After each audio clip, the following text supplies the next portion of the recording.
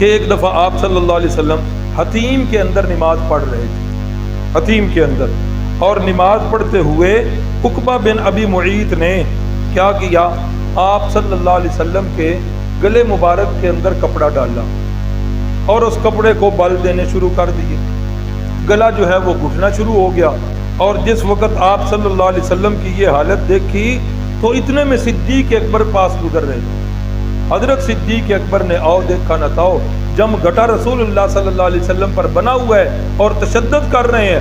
حضرت صدیق اکبر سے تو جو ہوا انہوں نے کیا، اور حضرت صدیق اکبر نے رسول اللہ صلی اللہ علیہ وسلم کا دفاع کرتے ہوئے فرمایا، اتقتلون رجلا ان یقول ربی اللہ۔ یہ ایک جملہ ہے قرآن مجید کا 24ویں پارے میں ہے کہ حضرت سیدنا موسیٰ علیہ السلام اور سیدنا ہارون علیہ السلام کے واقعہ میں ہے کہ فرعون کے دربار میں جس وقت حضرت موسیٰ کے قتل کے منصوبے بن رہے تھے تو اس وقت وہیں دربار کے اندر ایک مومن آدمی بھی تھا، قال رجل مؤمن من آل فرعون، فرعون کے خاندان میں سے بندہ تھا لیکن تھا ایمان والا، لیکن قرآن نے کہا یکتم ایمانہ، اس وقت تک اس نے اپنا ایمان چھپائے رکھا تھا۔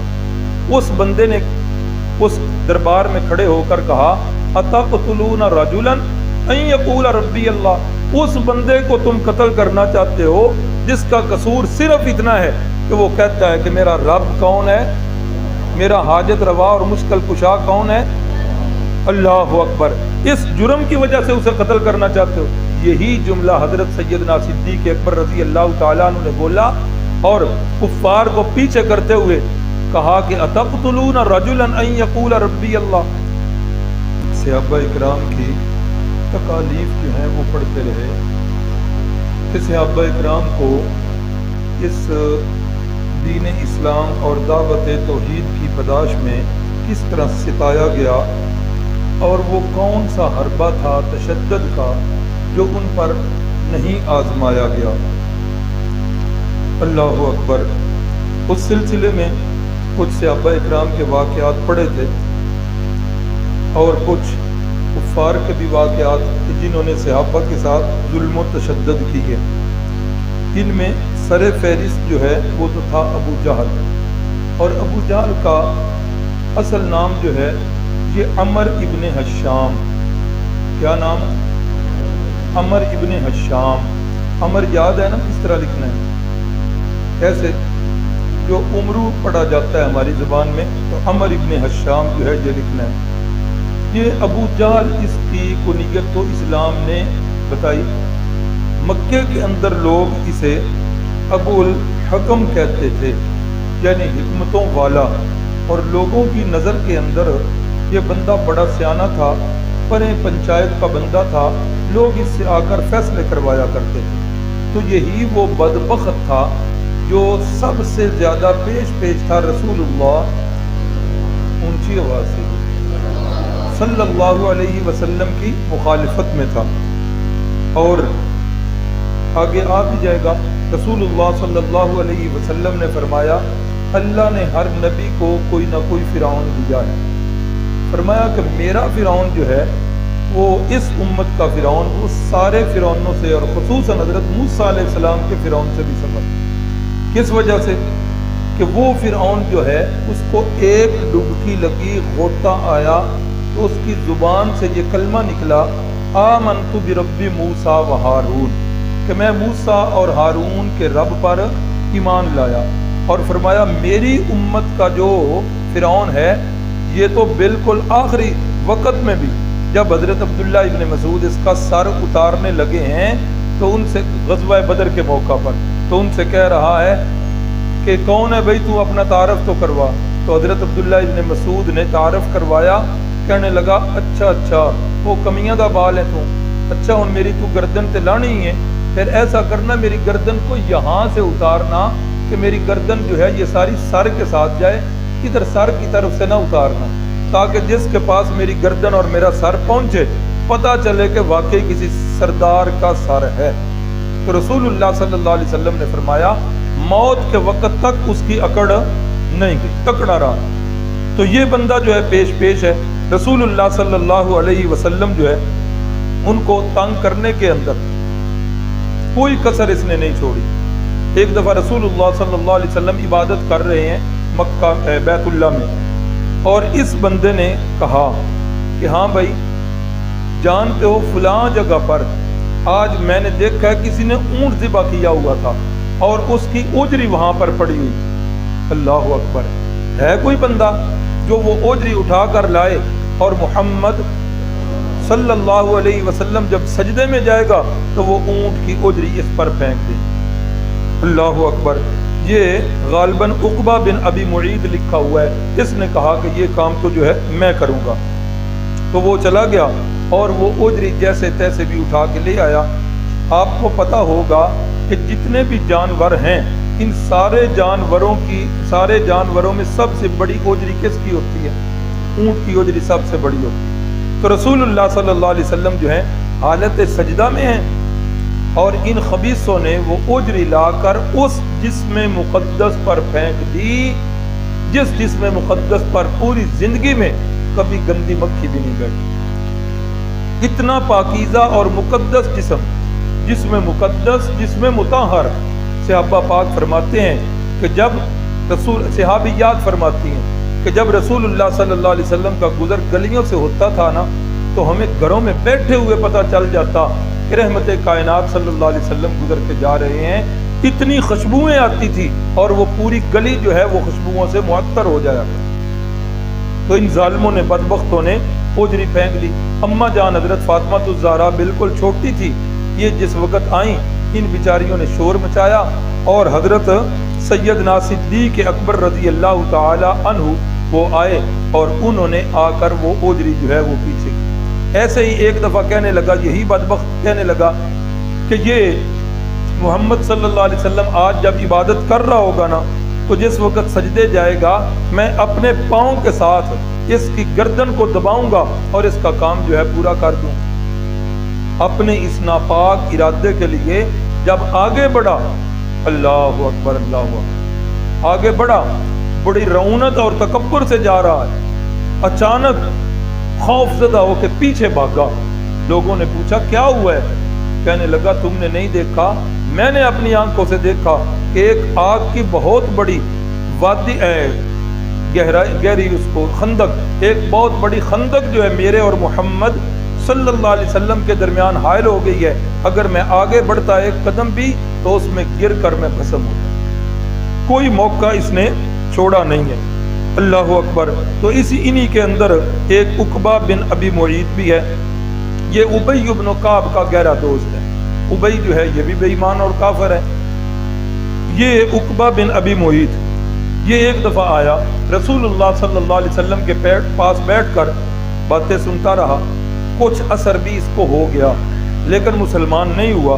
تو جس وقت یہ ادھر بیٹھا رہا لوگوں میں مشہور ہو گیا کہ عقبہ بھی اب ہاتھ سے گیا، یہ بھی مسلمان ہو گیا۔ تو جس وقت یہ اٹھ کے واپس آیا، ابی نے پوچھا ہاں بھائی کدھر گئے تھے؟ بتایا جی میں ادھر گیا تھا۔ کہا پھر مسلمان ہو گئے، دین چھوڑ دیا؟ کہا نہیں۔ کہا نہیں تو جھوٹ بولتا ہے۔ اب کہہ جو رہا ہوں کہ نہیں دین چھوڑا، میں اپنے دین پر قائم ہوں۔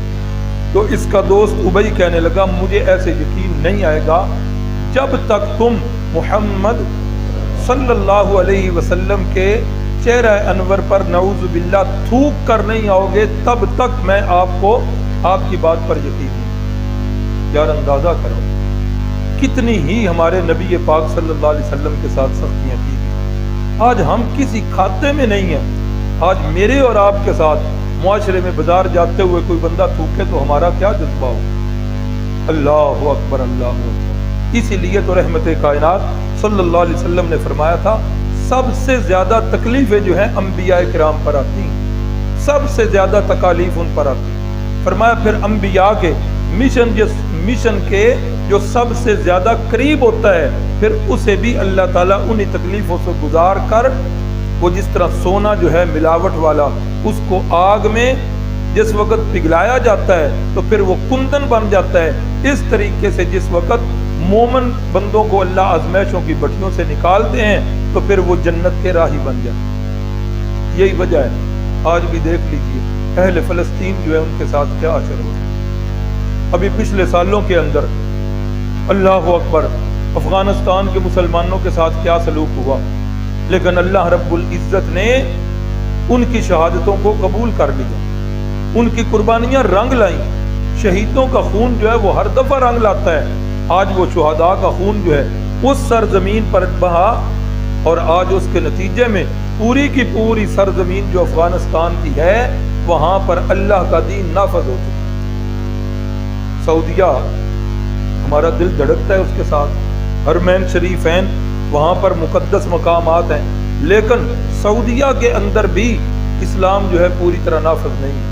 پوری طرح اگر کوئی نافذ ہے تو وہ افغانستان کے خطہ میں، اور یہ ایک بہت بڑا اعتراض تھا کفار کا عرصہ دراز سے کہ مسلمانوں تم جو کہتے ہو اسلام بڑا پرامن مذہب ہے، اسلام بڑا اچھا مذہب ہے، اسلام یہ ہے، اسلام یہ ہے، تو پھر اسلام جو ہے دنیا کے کسی خطے پر نافذ بھی ہے؟ تمہارے مسلمانوں کے بھی تو اتنے 50-55 ممالک ہیں، اگر یہ اتنا اچھا مذہب ہے تو دکھاؤ بھی تو صحیح کہیں نافذ کر کے۔ تو افغانستان کے مسلمانوں نے کفار کے اس ڈبے کو دھویا اور ثابت کر دیا کہ اسلام سے بڑھ کر کائنات کے اندر پرامن مذہب اور کوئی۔ آج شاید آپ کے علم میں بھی یقیناً یہ بات ہوگی، افغانستان کی معیشت اس وقت پاکستان کی معیشت سے بہت اونچا جا رہی ہے۔ پوری دنیا نے بائیکاٹ کیا ہوا ہے، لیکن ان اللہ کے بندوں کو بائیکاٹ کی کوئی پرواہ نہیں۔ ان کو ایک ہی پرواہ ہے، ملا محمد عمر، اللہ ان کی قبر کو منور فرمائے، اللہ جنت الفردوس میں ان کا اعلیٰ مقام نصیب فرمائے۔ انہوں نے فرمایا تھا کہ میرے پاس ایک چپا بھی جگہ ہوگی تو میں اس پر بھی اسلام نافذ کروں۔ آج وہ قربانیاں رنگ لائیں۔ اہل فلسطین اب وہ ظلم کی چکیوں میں پس رہے ہیں۔ اللہ تعالیٰ ان پر بھی آسانیاں فرمائے، اور ہم تو اس قابل ہی نہیں ہے کہ کسی آزمائش میں ڈال لے جائیں۔ ہمارا تو ایمان سچی بات ہے، اس قابل ہی نہیں۔ ہمیں تو بس وہی ایک دعا جو اللہ نے خود ہی سکھائی ہے سورہ بقرہ کے آخر میں، ربنا ولا تحملنا ما لا طاقت لنا، ربنا ولا تحمل علینا اصرا کما حملتہ علی الذین من قبلنا، اے اللہ اس طرح کا بوجھ ہمارے اوپر نہ ڈالنا جس طرح کہ ہم سے پہلی امتوں پر تو نے امتحان لیے اور بوجھ ڈالے۔ اے اللہ ایسا بوجھ نہ ڈالنا جس کی سہنے کی ہمارے اندر طاقت نہ۔ اللہ اکبر، اللہ اکبر۔ تو یہ ابو جہل جو ہے، ایک دفعہ سے آپ بھی فرماتے ہیں کہ میں مکے میں آیا کسی غرض سے، تو رسول اللہ صلی اللہ علیہ وسلم آگے جا رہے ہیں اور یہ زبان مقدس سے کلمات مقدسہ جاری ہیں، قولوا لا الہ الا اللہ تفلحوا، یاد کر لو 4 حرفی دعوت۔ کسی معبود کو برا بلا نہیں کہا، کسی پر تنقید نہیں ہے، کسی کی گالی نہیں ہے، نام تک نہیں لیا جا رہا، لیکن یہ توحید کی دعوت ہضم نہیں ہوتی۔ آگے آگے رسول اللہ صلی اللہ علیہ وسلم جا رہے ہیں اور کہہ رہے ہیں قولو، اے لوگو لا الہ الا اللہ کے مطابق عقیدہ بنا لو، کامیاب ہو جاؤ گے۔ پیچھے پیچھے ایک شخص ہے جو کہہ رہا ہے لوگو اس کی بات نہ ماننا، یہ بڑا کذاب آدمی ہے، نعوذ باللہ یہ جھوٹا ہے، نعوذ باللہ یہ جادوگر ہے۔ اللہ کے نبی آگے جا رہے ہیں اور پیچھے پیچھے وہ تکذیب کر رہا۔ ایک لمحے کے لیے ہم سوچیں تو صحیح، میں اور آپ بازار میں جا رہے ہوں اور پیچھے سے کوئی بندہ مجھے اور آپ کو جھوٹا کہے، ہمیں غلط کہہ رہا ہو، ہمارے جذبات کیا ہوں گے؟ اور وہ تو 2 جہانوں کے سردار ہیں، وہ تو سید الاولین والآخرین ہے۔ اللہ اکبر، ختم نبوت کا تاج سر پہ سجا ہے، سچوں سے سچے ہیں، اللہ کی ساری مخلوق کے سردار ہیں۔ بعد از خدا بزرگ تو ہی، قصہ مختصر، ایک اللہ سے کم باقی ساری کائنات سے زیادہ، ان کا مقام اور مرتبہ اتنا بلند ہے اور ان کو کتنی تکلیفیں دی جا رہی ہیں۔ اللہ اکبر، اللہ۔ عاص بن وائل ہے، جب رسول اللہ صلی اللہ علیہ وسلم کے چھوٹے بیٹے حضرت ابراہیم وہ وفات پا گئے تو اس نے کیا بکواس کی؟ اس نے کہا ان محمدن قد ابتر، محمد جو ہے اس کی نسل ختم ہو گئی ہے، اس کا نام و نشان مٹ چکا ہے۔ وہاں تو میں یہ لفظ بھی نہیں بول سکتا، سوچ بھی نہیں سکتا ایسے الفاظ۔ اپنی زبان میں ہم کوئی بندہ جو ہے اس کی نسل آگے نہ بڑھے، اس کی اولاد نرینہ نہ ہو یا ہو کر فوت ہو جائے تو ہم کیا کہتے ہیں اپنی زبان میں؟ اوتر نکتر۔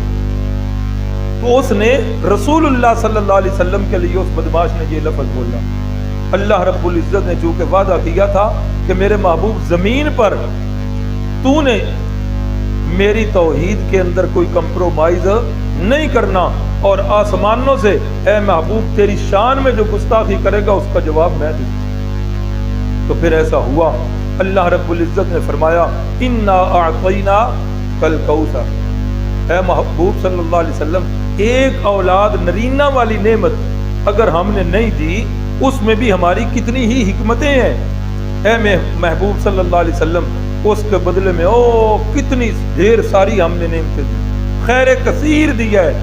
فصلی لربک وانحر، اے محبوب اب آپ کیا کریں، اپنے رب کی نماز پڑھیں، بدنی عبادت بھی رب کی اور مالی عبادت بھی رب کی۔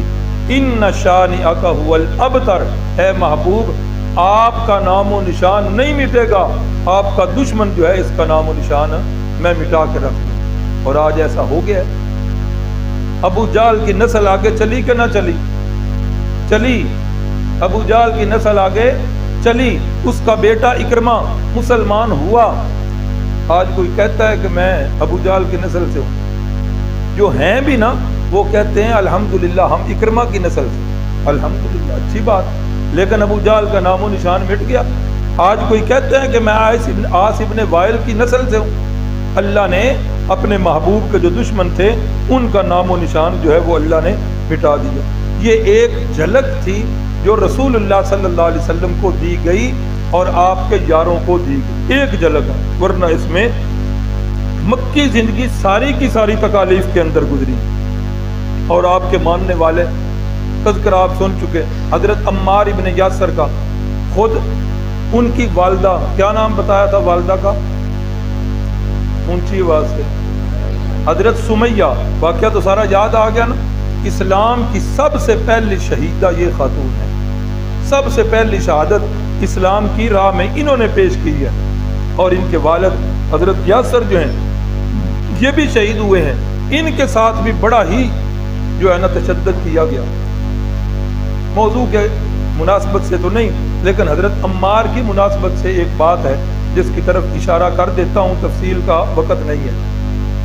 حضرت سیدنا علی المرتضیٰ، سیدنا عثمان غنی رضی اللہ تعالی عنہ کی شہادت کے بعد مسلمانوں کی دو جماعتیں ہو گئی تھی، یاد آ گیا؟ اصل چال تھی اندر میں یہودیوں کی، انہوں نے ایسی چال چلی کہ انہوں نے مسلمانوں کو دو گروہوں میں تقسیم کر دیا، اور صحابہ میں دو گروہ بن گئے، ایک طرف سے سیدنا علی المرتضیٰ رضی اللہ تعالی عنہ اور دوسری طرف تھے اماں جان حضرت عائشہ صدیقہ رضی اللہ تعالی عنہ اور حضرت سیدنا امیر معاویہ رضی اللہ تعالی عنہ، ان کے ساتھ بھی ہزاروں صحابہ، مشاجرات صحابہ یہ ایک مضمون چلتا ہے سیرت کی کتابوں میں بھی، لیکن یہ دونوں جو ہیں صحابہ اکرام کی جماعتیں ہیں، دونوں جنتی لوگوں کی جماعتیں ہیں، لیکن اصل جو مکاریاں تھیں وہ کن کی تھی؟ شروع سے ہی سازشی ہیں بے ایمان۔ خیبر کی جنگ کے بعد یہودیوں کو جرت نہیں ہوئی کہ مسلمانوں کا مقابلہ کر سکیں، پھر انہوں نے مسلمان کے مقابلے کے لیے ہمیشہ اپنی لڑکیوں کو استعمال کیا، ہمیشہ اپنی دولت کو استعمال کیا، اور آج کل کے زمانہ میں یہ یہودی جو ہے ان کا سب سے بڑا پراپیگنڈا جو ہے یہ میڈیا ہے۔ آپ 2000 سے پہلے کو دیکھ لیں، 2000 کو بعد سے دیکھ لیں، زمین و آسمان کی تبدیلیاں آئی ہیں۔ 2000 کے بعد سے لے کر یہود نے ہزاروں نہیں، لاکھوں نہیں، کروڑوں روپے خرچ کیے ہیں کہ 4 چیزوں کو بدنام کرنا: پگڑی، داڑھی، مسجد اور مدرسہ۔ پگڑی کس کی سنت ہے؟ ہمارے نبی پاک صلی اللہ علیہ وسلم کی سنت ہے۔ داڑھی کسی مولوی کی سنت نہیں، یہ بھی کس کی سنت ہے؟ ہمارے نبی پاک صلی اللہ علیہ وسلم۔ اسی طریقے کے ساتھ مسجد اور مدرسہ جو مسلمانوں کے دین کے مرکز ہیں، ان چاروں کو بدنام کرنے کے لیے اس نے میڈیا پر کروڑوں روپے خرچ کیے۔ خیر بات دور نہ چلی جائے، اپنے مضمون کی طرف آتے ہیں تو پھر آپس میں ان کی جنگیں بھی ہوں، لیکن ایسے وقت بھی ان میں آئے جب کبار صحابہ سر جوڑ کے بیٹھے، صلح ہو گئی آپس میں، طے یہ ہو گیا کہ صبح فوجیں واپس چلی جائیں گی، لیکن وہی گروہ یہودیوں کا جن کا ایجنڈا تھا کہ مسلمان لڑیں گے تو ہم بچیں گے، اگر یہ نہیں لڑیں گے تو ہم مریں گے، انہوں نے کیا کیا، صلح ہو چکی ہے، رات کو اٹھ کر، چونکہ زیادہ یہ لوگ جو تھے حضرت سیدنا علی المرتضیٰ رضی اللہ تعالی عنہ کی جماعت میں تھے، انہوں نے اٹھ کر دوسری جماعت پر حملہ کر دیا۔ اب انہوں نے کہا کہ ہمارے ساتھ کیا طے تھا، تو انہوں نے حملہ کر دیا، اب مجبوراً پھر انہوں نے بھی حملہ کر دیا۔ اس کے اندر سینکڑوں صحابہ اکرام جو ہیں وہ شہید ہوئے۔ حضرت عمار ابن یاسر رضی اللہ تعالی عنہ، ان کے بارے میں رسول اللہ اونچی آواز سے درود شریف صلی اللہ علیہ وسلم نے فرمایا تھا حضرت عمار ابن یاسر سے، تقتل الفئۃ الباغیہ، اے عمار تجھے باغی گروہ قتل کرے گا۔ کون قتل کرے گا؟ باغی گروہ قتل کرے گا۔ اب چونکہ یہ تھے حضرت سیدنا علی المرتضیٰ کی فوجوں کے سپاہی تھے، میں نے بتایا ادھر بھی صحابہ اکرام ہیں، ہزاروں کی تعداد میں، ادھر بھی صحابہ اکرام۔ تو جس وقت حملہ ہوا تو حملہ ہونے کے بعد حضرت عمار جو ہیں وہ شہید ہو گئے۔ اب ہمارا اہل سنت والجماعت کا یہ عقیدہ اور ایمان ہے کہ سارے کے سارے صحابہ کیا ہیں؟ کُلًّا وعد اللہ الحسنیٰ، اللہ نے کہا ہے، کسی ایک صحابی کے بارے میں ہم نے زبان سے کوئی جملہ نہیں بولنا۔ اب کیا ہوا جی؟ اب اسی حدیث کے ٹکڑے کو لے کر بعض لوگوں نے حضرت سیدنا امیر معاویہ رضی اللہ تعالیٰ عنہ کے بارے میں کہا کہ رسول اللہ فرما رہے ہیں عمار تجھے ایک باغی گروہ قتل کرے گا، تو قتل کرنے والے حضرت امیر معاویہ اور ان کے لشکر کے ہیں، لہذا وہ باغی ہو گئے۔ اہل سنت والجماعت کا عقیدہ ہے کہ ایسا نہیں، بالکل رسول اللہ کی جی پیشین گوئی سچی اور سچی ثابت ہوئی ہے، لیکن حضرت عمار کو شہید کرنے والے جو ہیں وہ درمیان میں جو باغی گروہ تھا یہودیوں کا، ان بے ایمانوں نے حضرت عمار ابن یاسر کو شہید رضی اللہ عنہم ورضوا عنہ۔ اللہ اکبر۔ حضرت خباب رضی اللہ تعالیٰ عنہ کا ایک واقعہ پہلے بھی سنایا تھا کہ جب انہوں نے اپنی قمیض پیچھے سے اتاری اور کہا کہ دیکھو اسلام کی تاریخ میری پشت پر ہے، ایک دن صحابہ اکرام نے حضرت خباب سے کہا رضی اللہ تعالیٰ عنہ، حضرت عروہ نے حضرت عبداللہ ابن عمر سے پوچھا کہ مشرکین مکہ نے سب سے زیادہ بدسلوکی جو ہے کب کی ہے؟ تو کہا کہ ایک دفعہ آپ صلی اللہ علیہ وسلم حتیم کے اندر نماز پڑھ رہے تھے، حتیم کے اندر، اور نماز پڑھتے ہوئے عقبہ بن ابی معیط نے کیا کیا، آپ صلی اللہ علیہ وسلم کے گلے مبارک کے اندر کپڑا ڈالا اور اس کپڑے کو بل دینے شروع کر دیے، گلا جو ہے وہ گھٹنا شروع ہو گیا، اور جس وقت آپ صلی اللہ علیہ وسلم کی یہ حالت دیکھی تو اتنے میں صدیق اکبر پاس گزر رہے تھے۔ حضرت صدیق اکبر نے آؤ دیکھا نہ تاؤ، جم گھٹا رسول اللہ صلی اللہ علیہ وسلم پر بنا ہوا ہے اور تشدد کر رہے ہیں۔ حضرت صدیق اکبر سے تو جو ہوا انہوں نے کیا، اور حضرت صدیق اکبر نے رسول اللہ صلی اللہ علیہ وسلم کا دفاع کرتے ہوئے فرمایا اتقتلون رجلا ان یقول ربی اللہ۔ یہ ایک جملہ ہے قرآن مجید کا 24ویں پارے میں ہے کہ حضرت سیدنا موسیٰ علیہ السلام اور سیدنا ہارون علیہ السلام کے واقعہ میں ہے کہ فرعون کے دربار میں جس وقت حضرت موسیٰ کے قتل کے منصوبے بن رہے تھے تو اس وقت وہیں دربار کے اندر ایک مومن آدمی بھی تھا، قال رجل مؤمن من آل فرعون، فرعون کے خاندان میں سے بندہ تھا لیکن تھا ایمان والا، لیکن قرآن نے کہا یکتم ایمانہ، اس وقت تک اس نے اپنا ایمان چھپائے رکھا تھا۔ اس بندے نے اس دربار میں کھڑے ہو کر کہا اتقتلون رجلا ان یقول ربی اللہ، اس بندے کو تم قتل کرنا چاہتے ہو جس کا قصور صرف اتنا ہے کہ وہ کہتا ہے کہ میرا رب کون ہے، میرا حاجت روا اور مشکل کشا کون ہے، اللہ اکبر، اس جرم کی وجہ سے اسے قتل کرنا چاہتے ہو۔ یہی جملہ حضرت سیدنا صدیق اکبر رضی اللہ تعالیٰ عنہ نے بولا اور کفار کو پیچھے کرتے ہوئے کہا کہ اتقتلون رجلا ان یقول ربی اللہ، کیا اس بندے کو قتل کر رہے ہو جس کا جرم صرف اتنا ہے؟ یہ بات کر کے ایک دفعہ حضرت علی رضی اللہ تعالیٰ عنہ خطبہ ارشاد فرما رہے ہیں اور خطبے کے اندر حاضرین سے سوال کرتے ہیں کہ لوگوں مجھے یہ بتاؤ، آپ میرے اس سوال کا جواب دو کہ لوگوں میں سب سے زیادہ بہادر بندہ کون ہے؟ کون خطبہ دے رہے ہیں اور سوال کون کر رہے ہیں؟ حضرت علی رضی اللہ تعالیٰ عنہ صحابہ سے پوچھ رہے ہیں سب سے زیادہ بہادر کون بندہ ہے؟ لوگوں نے کہا حضرت آپ جو ہیں سب سے زیادہ بہادر ہیں، انت یا علی، اے علی رضی اللہ تعالیٰ عنہ آپ سب سے بہادر ہیں۔ حضرت سیدنا علی المرتضیٰ رضی اللہ تعالیٰ عنہ نے فرمایا میرا حال تو یہ ہے کہ میں بہادر ضرور ہوں، لیکن میری حالت یہ ہے کہ جس نے میرے ساتھ مقابلہ کیا ہے میں نے اپنی بہادری کے جوہر دکھائے ہیں، میں نے اس سے انتقام لیا، اس سے بدلہ لیا، اس کو بچھاڑا۔ لیکن فرمایا لوگوں میں بتاؤں کہ سب سے بڑا بہادر کون ہے؟ لوگوں نے کہا جی بتائیں۔ فرمایا سب سے زیادہ بہادر بندہ حضرت ابو بکر صدیق ہے رضی اللہ عنہ۔ یہ کون کہہ رہے ہیں؟ یہ یاد رکھیے گا، قرآن مجید کا دعویٰ کبھی بھی آپ گمراہ نہیں ہوں گے۔ قرآن مجید نے 26واں پارہ سورت الفتح آخری آیات میں 2 دعوے کیے۔ ایک دعویٰ ہے محمد الرسول اللہ صلی اللہ علیہ وسلم، فرمایا کہ محمد صلی اللہ علیہ وسلم اللہ کے رسول ہیں۔ یہ دعویٰ ایسا کہ اس کو آپ پلے باندھ لیں گے تو کسی بڑے مرزے کے چکر میں نہیں آئیں گے۔ اور دوسرا دعویٰ فرمایا والذین معہ اشداء علی الکفار رحماء بینہم، وہ جو آپ کے ساتھ ایمان لانے والے لوگ ہیں نا، قرآن کہہ رہا ہے کافروں کے مقابلے میں وہ بڑے سخت ہیں، رحماء بینہم، لیکن آپس کے اندر وہ بڑے ہی نرم۔ صحابہ اکرام کی یقین جانیے بڑی محبتیں ہیں، صحابہ اکرام کی اہل بیت سے بڑی محبتیں ہیں، اہل بیت کی صحابہ سے بڑی محبتیں ہیں۔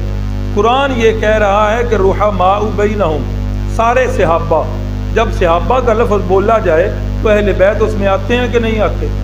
آتے ہیں نا۔ اہل بیت کی سب سے بڑی خوبی یہی ہے کہ وہ صحابی ہیں، اور پھر اس کے بعد یہ ہے کہ رسول اللہ صلی اللہ علیہ وسلم کے رشتہ دار ہیں، یہ نور علی نور دوسری خوبی ان کی بن گئی۔ لیکن جب صحابہ کا لفظ بولا جائے تو اس میں سارے صحابہ بھی آ جاتے ہیں، اہل بیت بھی آ جاتے ہیں۔ قرآن نے یہ دعویٰ کیا کہ یہ سارے ایسے ہیں۔ پہلے دعوے کو پلے باندھیں گے، بڑے مرزے کے چکر میں نہیں آئیں گے، اور دوسرے دعوے کو ذہن نشین کر لیں گے تو کسی چھوٹے مرزے کے چکر میں نہیں آئیں گے۔ جو صحابہ اکرام کو ایسے دکھا رہے ہیں فلاں صحابی نے یوں کیا، ان کی جنگیں ہوئی تھی، ایسے ہوا جی۔ حیرت ہوتی ہے، تاریخ کی باتیں لے کر بندہ جو ہے قرآن مجید کے دعوے کو جھٹلانا شروع کر دے۔ تاریخ کہتی ہے صحابہ لڑتے رہے، تاریخ کہتی ہے ایسے کرتے رہے، ایسے کرتے رہے۔ اچھا ایک لمحے کے لیے اللہ کے گھر میں آپ بیٹھے ہیں، جان رب کو دینی ہے، میں تاریخ کا انکار کر دیتا ہوں، میں کہتا ہوں میں تاریخ کو نہیں مانتا، میرے اوپر کوئی فتویٰ لگے گا؟ کوئی نہیں لگے۔ اور اگر کوئی بندہ قرآن کی بات نہ مانے تو اس سے بڑا بدبخت کون ہو سکتا ہے؟ قرآن یہ کہہ رہا ہے سارے صحابہ کے بارے میں اولئک هم المؤمنون حقا۔ پہلی سورت فاتحہ کو شروع کریں، اسی سے تعریف ہے، انعمت علیہم صراط الذین انعمت علیہم، یہی وہ لوگ ہیں جو میرے محبوب کے ساتھی ہیں، اللہ نے ان پر انعام کی۔ دوسری سورت کو شروع کریں، قرآن صحابہ کی تعریفیں کر رہا ہے، الذین یؤمنون بالغیب ویقیمون الصلاۃ ومما رزقناہم ینفقون۔ ایمان والے اس وقت جب قرآن نازل ہو رہا تھا تو اس وقت ایمان والے کون تھے؟ صحابہ۔ تو قرآن سارا بھرا پڑا ہے، قرآن صحابہ کی تعریفیں کر رہا ہے۔ اس موقع پر یاد آ جاتا ہے اپنے پیر و مرشد سید عنایت اللہ شاہ صاحب بخاری کا جملہ۔ شاہ جی فرمایا کرتے تھے صحابہ اکرام کے بارے میں شہد کی مکھی بننا، صحابہ کے بارے میں گندی مکھی نہ بننا۔ صحابہ اکرام کے بارے میں شہد کی مکھی بننا، صحابہ اکرام کے بارے میں گندی مکھی نہ بننا۔ شاہ جی مطلب سمجھ میں نہیں آیا، فرماتے تھے کہ شہد کی مکھی کو آپ جب بھی دیکھو گے پھولوں پر بیٹھی ہے، پھلوں پر بیٹھی ہے، اچھی جگہوں خوشبو والی جگہوں پر بیٹھی ہے، اور گندی مکھی کو آپ دیکھو گے کہ جب بھی بیٹھتی ہے تو کہاں پر بیٹھتی ہے؟ آپ کے جسم پر کوئی پھوڑا پھنسی نکلا ہوا ہو پورے جسم میں ایک جگہ، تو مکھی کہاں پر بیٹھے گی؟ آپ غسل کر کے نکلے ہیں، جسم سارا آپ کا جو ہے نا وہ سطر کے علاوہ جسم ننگا ہے، تو وہ مکھی آ کر صاف جسم پہ نہیں بیٹھے گی بلکہ کہاں بیٹھے گی؟ اسی پھوڑے اور پھنسی گندی جگہ پر بیٹھے گی۔ تو شاہ جی فرماتے تھے کہ صحابہ اکرام کی سیرت کا مطالعہ کرنا ہو نا تو شہد کی مکھی جس طرح پھلوں اور پھولوں پر بیٹھتی ہے، اسی طرح قرآن مجید کے اوراق میں صحابہ کی تاریخ تلاش کرو، صحابہ کو تلاش کرو، سیرت کو قرآن کے ورقوں میں، تو تاریخ کے گندے ورقوں میں صحابہ اکرام کو تلاش نہ کرو۔ اللہ اکبر۔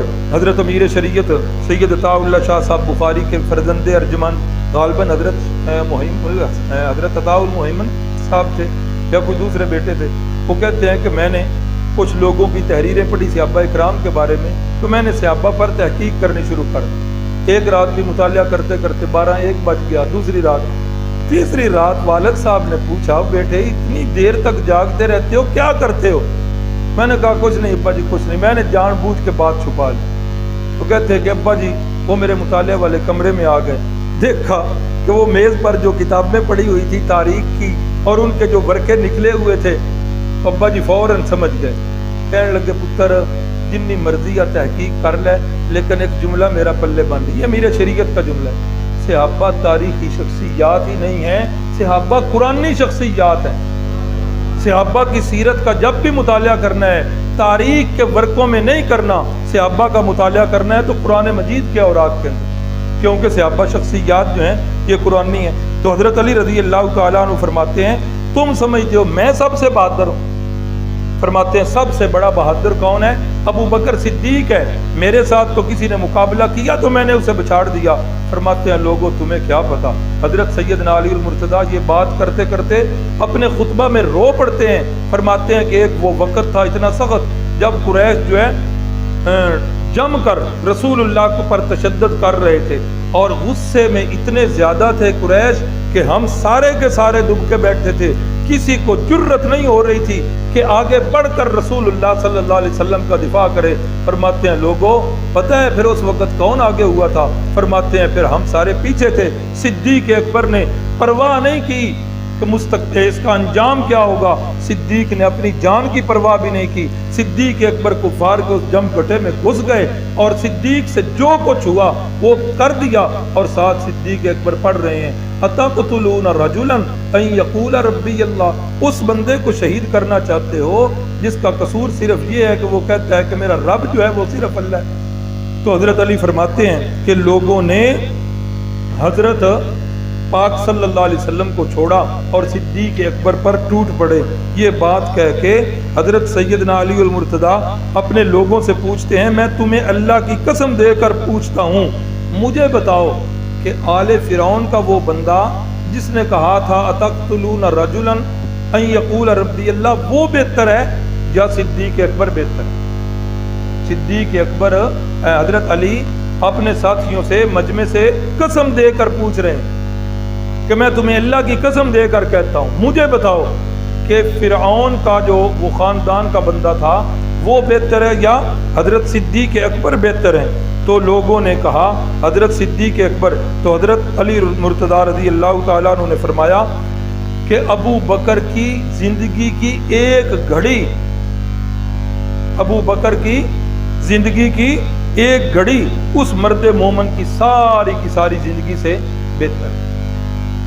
اور دوسرا فرق فرمایا کہ قرآن کہہ رہا ہے یکتم ایمانہ، اس بندے نے اپنے ایمان کو چھپایا ہوا تھا، صدیق اکبر نے تو پہلے دن سے اپنے ایمان کو چھپایا نہیں تھا۔ فرمایا سب سے زیادہ بہادر کون ہے؟ صدیق اکبر رضی اللہ تعالیٰ عنہ۔ تو جس وقت یہ ساری باتیں ہو رہی ہیں، نبوت کا 5واں سال ہے، تو 5ویں سال میں ہی اللہ رب العزت نے سورۃ الکہف کا نزول فرما دیا۔ قرآن مجید کا مطالعہ کرنے والے احباب کو سورۃ کہف کے مضامین جو ہیں وہ یاد ہوں گے۔ کتنے واقعات ہیں اس میں؟ سب سے پہلا واقعہ جی اصحاب کہف کا، سب سے پہلا واقعہ کس کا ہے؟ اصحاب کہف کا۔ دوسرا واقعہ حضرت موسیٰ اور حضرت خضر علیہ السلام کا، اور تیسرا واقعہ ذوالقرنین بادشاہ کا۔ یہ 3 واقعات ہیں نا، تو سورت کا نزول ہوا سورۃ الکہف کا۔ تو اس کے اندر اللہ رب العزت نے اشارہ کیا اصحاب کہف کا واقعہ بیان کر کے، فرمایا فَأْوُوا إِلَى الْكَهْفِ يَنشُرْ لَكُمْ رَبُّكُمْ مِنْ رَحْمَتِهِ۔ جس طرح اصحاب کہف نے یہ توحید کا نعرہ مستانہ بلند کیا اس بادشاہ نے قتل کے منصوبے بنائے، چونکہ یہ لوگ جو ہے امیروں وزیروں کی اولاد تھے، وقتی طور پر قتل نہ کیا گیا کہ دربار کے اندر یا ملک کے اندر بغاوت نہ بن جائے، کہا کل تک تمہیں وقت دیتا ہوں۔ تو پھر انہوں نے کیا کیا، جو ہی رات ہوئی تو رات کی تاریکی کا فائدہ اٹھاتے ہوئے انہوں نے کیا کیا تھا، اللہ کی راہ میں ہجرت کر دی، اللہ کی راہ میں مہاجر بن کے چلے گئے تھے۔ تو اللہ نے اشارہ کر دیا جب ایمان کو خطرہ ہو تو اصحاب کہف کی طرح ہجرت کرو۔ دوسرا واقعہ حضرت موسیٰ اور حضرت خضر علیہ السلام کا واقعہ سب کو یاد ہوگا، نہیں تو صرف اشارہ کر دیتا ہوں۔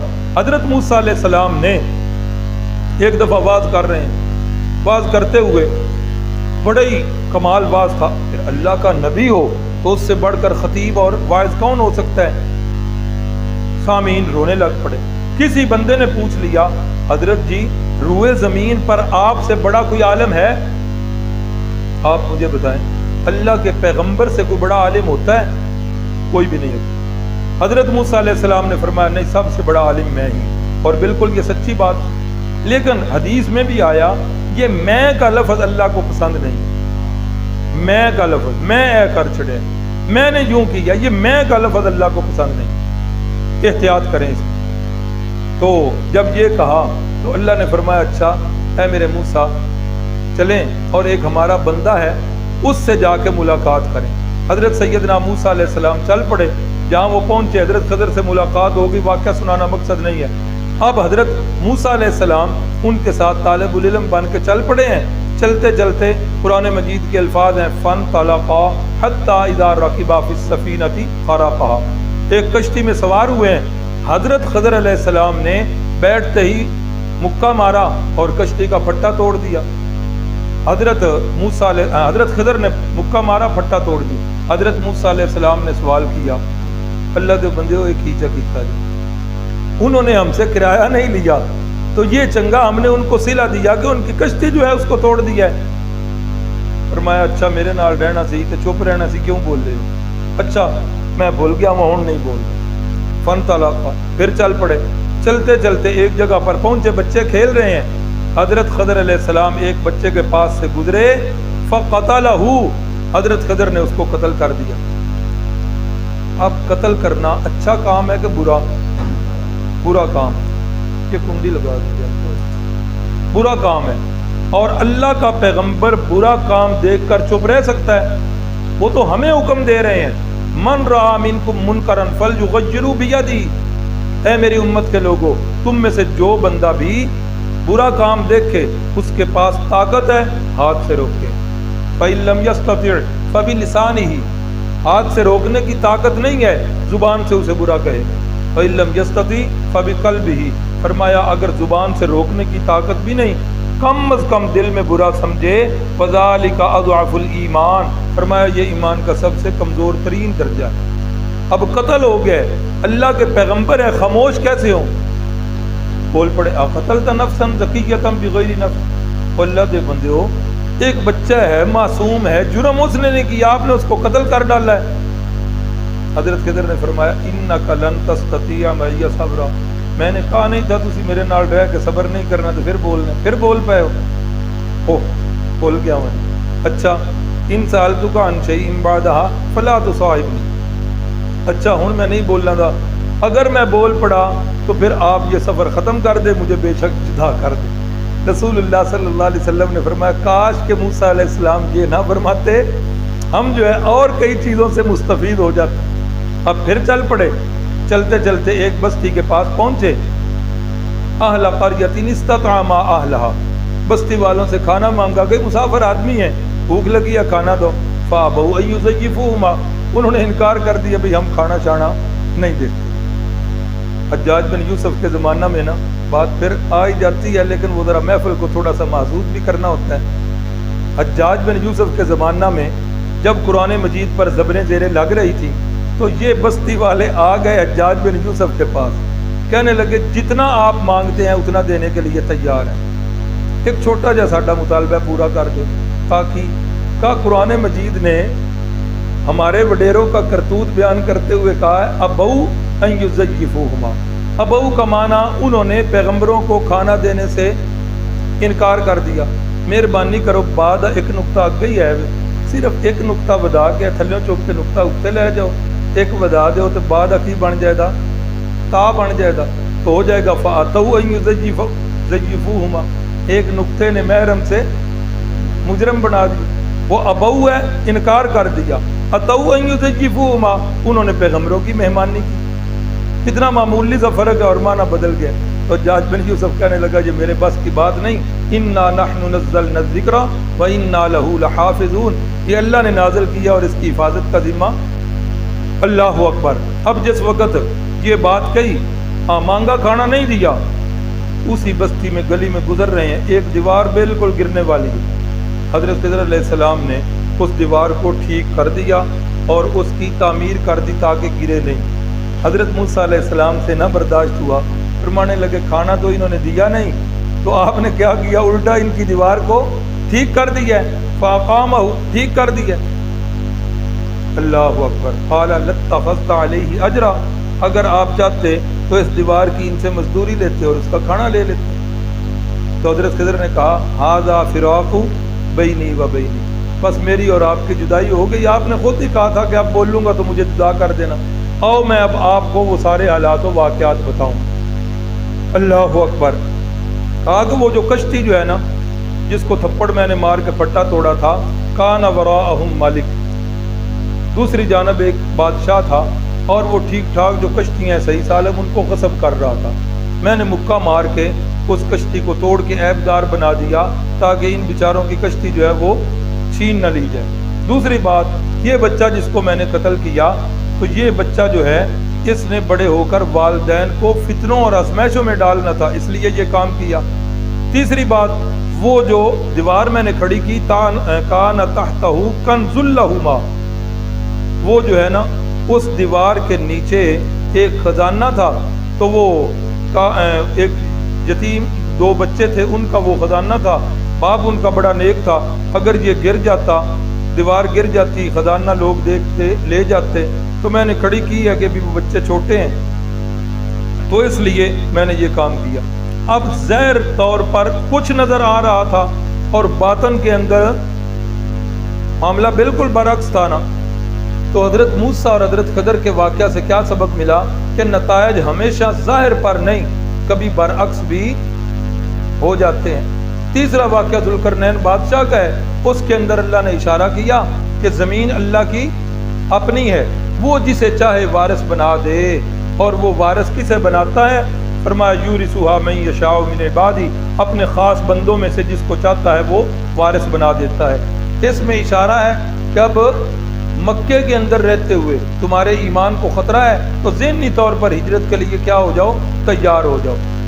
اس میں اشارہ ہے کہ نتائج ہمیشہ ظاہر پر نہیں، یہ مکے والے تمہیں ختم کرنا چاہتے ہیں لیکن اللہ تعالیٰ تمہیں ختم نہیں ہونے دے گا، تمہارے پیچھے اللہ کی طاقت، مدد اور نصرت ہے۔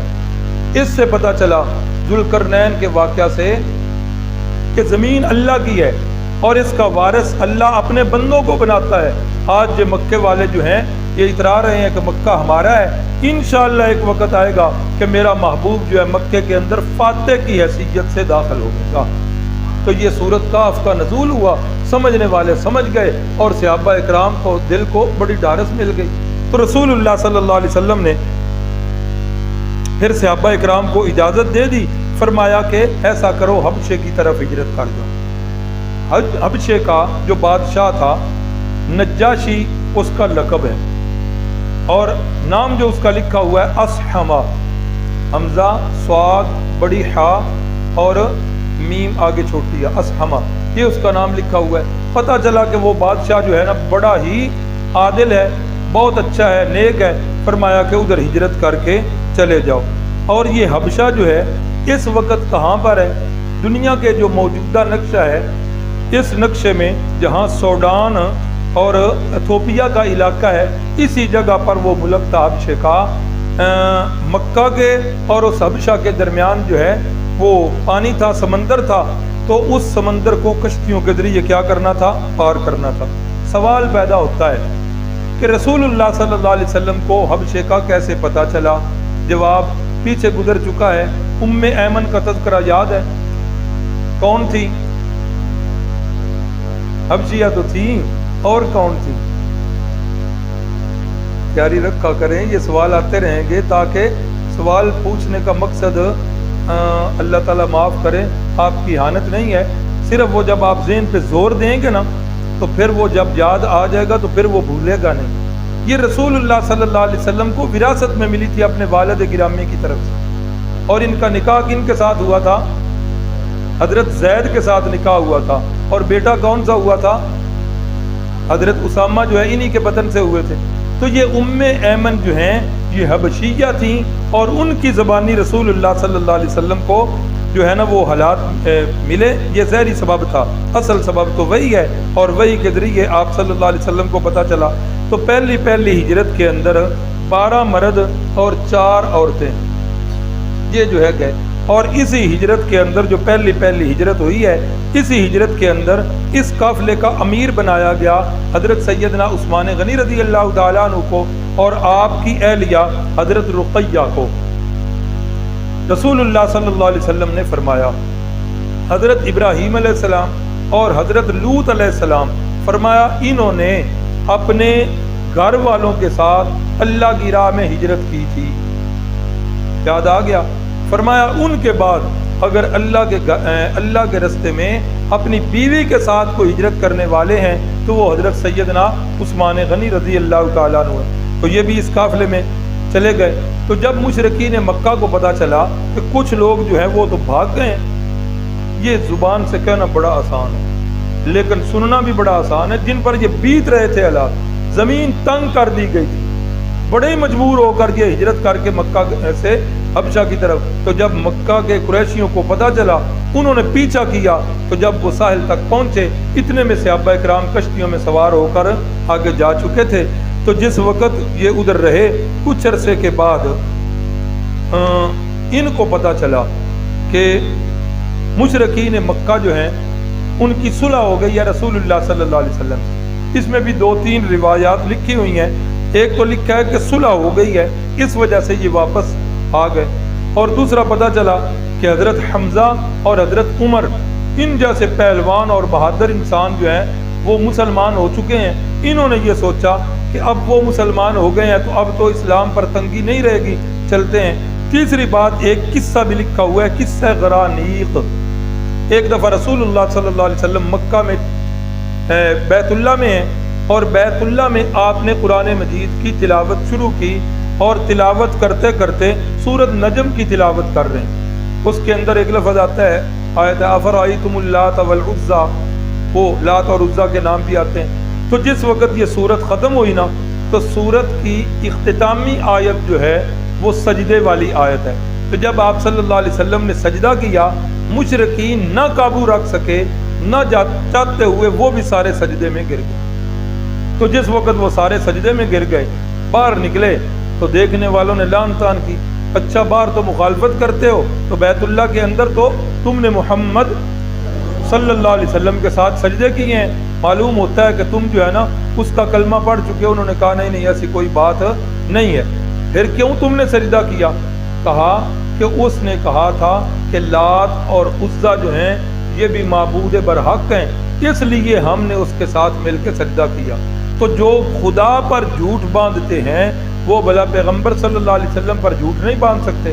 تو یہ انہوں نے بکواس کی، اور یہ بات چلتے چلتے حبشہ کے مسلمانوں تک پہنچی۔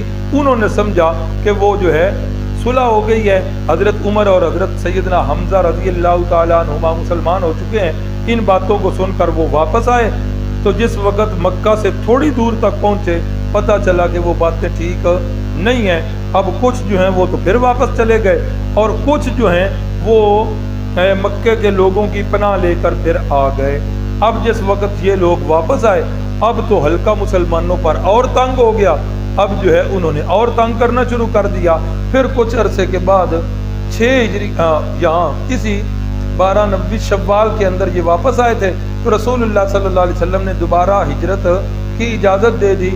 اب مشرکین مکہ بھی بڑی طاق میں تھے کہ کوئی نکل نہ جائے، لیکن صحابہ اکرام کے ساتھ اللہ کی مدد تھی، تو دوبارہ جو ہجرت حبشہ ہوئی اس میں 83 مرد اور 19 عورتیں جو ہیں وہ شامل تھیں۔ تو یہ سارے کے سارے ہجرت کر کے حبشہ کی طرف پہنچ گئے۔ اقول قولی ھذا، اللہ کو منظور ہوا تو آگے جو ہے انشاءاللہ کل کے سبق کے اندر بیان ہو۔ الحمدللہ رب العالمین والعاقبۃ للمتقین، اللہم صل علی سیدنا و مولانا محمد النبی الامی وعلی آلہ وسلم۔ اے میرے مالک، تیرا جتنا بھی شکر ادا کریں کم ہے کہ تو نے اتنا عرصہ ہمیں اپنے گھر میں ٹھہرایا، اپنے محبوب کے تذکرے سنوائے۔ اے اللہ، یہ نیکی ہم سے کروائی، اے اللہ اس میں ہمارا کوئی کمال نہیں۔ اے اللہ تیری توفیق شامل حال ہوئی تو ہم ان خوش قسمت لوگوں میں بنے جنہوں نے تیرے پیارے محبوب کے تذکرے سنے۔ اے میرے مالک، ہمیں اس کام کے لیے ساری زندگی کے لیے قبول فرما لے۔ اے میرے مالک، جس طرح ہم نے سیرت طیبہ کے واقعات سنے، اے میرے مالک ہمارے نبی پاک صلی اللہ علیہ وسلم کی سیرت پر ہمیں بھی چلا دینا، ہماری زندگیاں جو ہیں صحابہ اکرام کے نقش قدم کے مطابق ہو جائیں۔ اے میرے مالک، ہم سب کو اسلام والی زندگی اور ایمان والی موت نصیب فرما دیجیے۔ اے میرے مالک، ہم سب کو توحید اور سنت کا مبلغ بنا دیجیے۔ ہم جس طرح یہاں سے سن کر جائیں اس کی آگے تبلیغ بھی کریں اور اس بات کو اپنے سارے حلقہ احباب میں پہنچائیں۔ اے اللہ، ہمیں توحید کی تبلیغ کرنے والا، توحید کا داعی ہمیں بنا دے، پیغمبر صلی اللہ علیہ وسلم کی سنت کا متبع بنا دے۔ آمین یا رب العالمین۔ صلی اللہ تعالی علی النبی الکریم وعلی آلہ واصحابہ وازواجہ وذریاتہ واہل بیتہ وعترتہ اجمعین برحمتک یا ارحم الراحمین۔